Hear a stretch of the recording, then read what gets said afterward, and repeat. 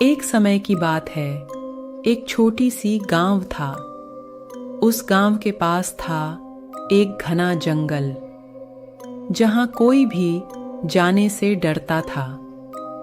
गांव वाले उस जंगल को भूतिया जंगल कहते थे। उस गांव में मधु नाम की एक जिज्ञासु लड़की थी, जिसकी आंखों में हमेशा रोमांच की चमक रहती थी। जंगल के किनारे बने उसके छोटे से गांव में सबसे ज्यादा उसे भूतिया जंगल के किस्से सुनना पसंद था।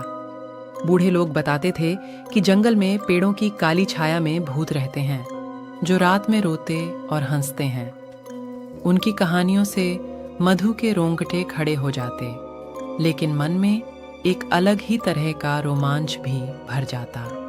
चलो मीना, आज हम भूतिया जंगल में जाते हैं। मुझे डर लगता है मधु, सब कहते हैं वहाँ भूत रहते हैं। डरने की कोई बात नहीं, मैं तुम्हारे साथ हूँ, चलो। मधु के जोर देने पर वो मान गई। दोनों सहेलियां जंगल की ओर चल पड़ीं। जंगल के अंदर का नजारा वाकई अजीब था। सूरज की रोशनी पेड़ों की घनी पत्तियों के बीच से मुश्किल से ही आ पाती थी, जिससे हर तरफ एक रहस्यमयी अंधेरा छाया हुआ था। हवा में एक अजीब सी सन्नाटा थी, जिसे कभी कभी टूटती टहनियों की आवाज तोड़ देती थी। जैसे जैसे वे जंगल के गहराई में जाती रहीं, उन्हें अजीब अजीब आवाजें सुनाई देने लगीं।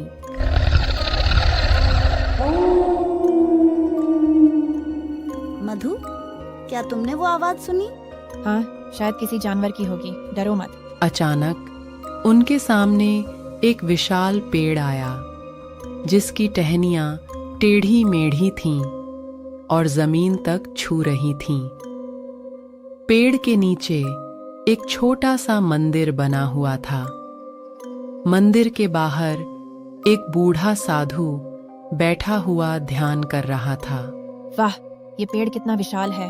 मुझे डर लग रहा है मधु, चलो वापस चलते हैं। डरो मत मीना, मैं तुम्हारे साथ हूँ, चलो इस पेड़ के पास देखते हैं। वो दोनों उस बड़े पेड़ के पास गए। उन्होंने देखा एक साधु उस पेड़ के नीचे तपस्या कर रहा था। मधु और मीना साधु के पास जाकर खड़ी हो गईं। साधु ने आंखें खोलीं और उन्हें मुस्कुराकर देखने लगा। बच्चियों, भूतों से मिलने आई हो? जी हाँ, हमने सुना है कि इस जंगल में भूत रहते हैं। भूतों से मिलने? बच्ची, भूत जैसी कोई चीज नहीं होती। ये आवाजें तो जंगल के जीव जंतुओं की हैं। साधु ने उन दोनों को समझाया।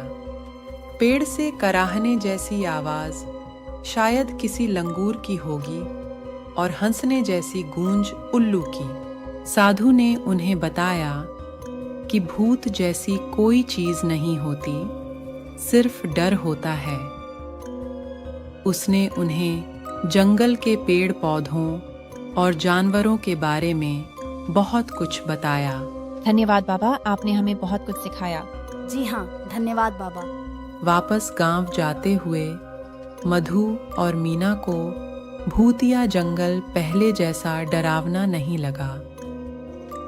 उन्हें एहसास हुआ कि असल में भूत नहीं, बल्कि उनकी कल्पना और अनजान चीजों का डर उन्हें डराता था। अब तुम्हें डर नहीं लग रहा है ना मीना? नहीं, अब मुझे डर नहीं लगता। उस दिन से मधु और मीना ने गांव के बच्चों को भूतों के बारे में सही जानकारी देना शुरू कर दिया। उन्होंने सबको बताया कि भूतों जैसा कुछ नहीं होता, वो हमारा कल्पना होता है, और हम सब मिलके जंगल का ध्यान रखेंगे ताकि जंगल में रहने वाले जीव सुरक्षित रह सकें।